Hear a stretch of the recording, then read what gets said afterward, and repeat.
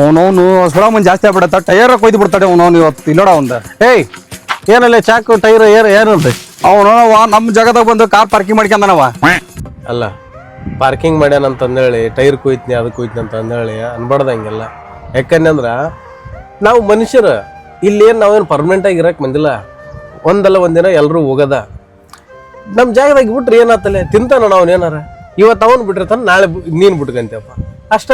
ಅದ್ರಾಗ ಏನಾಯ್ತು ಅಷ್ಟು ಅದ್ರ ಸಲುವಾಗಿ ಜಗಳ ಮಾಡ್ಬೇಕಾ? ಟೈರ್ ಕೊಯ್ಬೇಕಾ ಹೋಗಿ?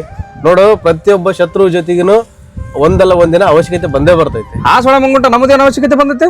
ಈಗ ನಾವು ಟೀ ಮಾಡ್ಬೇಕು, ಮನೆಗೆ ಸಕ್ಕರೆ ಇಲ್ಲ, ಈಗ ಎಲ್ಲಿ ಕೇಳ್ಬೇಕು? ಅಲ್ಲಿ ಅವನ ತಕ ಕೇಳ್ಬೇಕು. ಹೋಗಿ ಒಂದು ವಾಟಗೆ ತಗೊಂಡು ಹೋಗಿ ಸಕ್ಕರೆ ಸಮ ಯಾಕಲೆ ಕೈ ಬಿಸ್ಕೊಂತ ಬಂದಲ್ಲ. ಅವನು ಸಕ್ರಿ ಕೇಳಿದಪ್ಪ ಅಂದ್ರೆ ನಿಮ್ಮ ಮನೆಗೆ ಸಂತೆ ನಾನ ತಂದು ಕೊಡ್ತಾಗ ನನ್ನ ಲೆಕ್ಕಕ್ಕೆ ಮಾತಾಡ್ತಾನಲ್ಲವ. ಅವ್ ಚಾಕು ಹುಡುಕ್ ಹೋಗಲ್ಲ, ಅವ್ನು ಟೈರ್ ಅಲ್ಲ ಕುತ್ತಿಗೆನ ಕೋದ್ಬಿಡ ಹೋಗಲ್ಲ ಅವ್ನು.